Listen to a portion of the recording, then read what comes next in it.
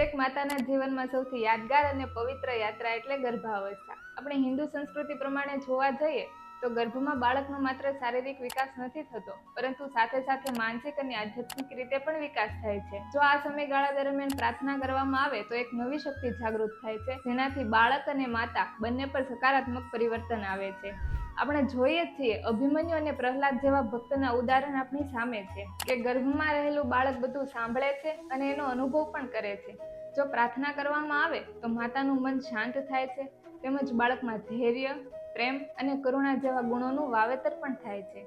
માતાએ પ્રાર્થના કરવી એટલે ભગવાન પાસે કંઈ માંગવાનું નથી, પરંતુ કૃતજ્ઞતાથી એનો આભાર માનવાનો છે કે એમણે એમને માં બનવાનું એક સાચું સુખ આપ્યું છે. જો તમે પણ ઈચ્છો છો કે તમારું આવનારું બાળક માનસિક અને આધ્યાત્મિક રીતે સારું આવે તેમજ તેનો શારીરિક રીતે તે સ્વસ્થ રહે, તો તમે અમારો કોન્ટેક્ટ કરી શકો.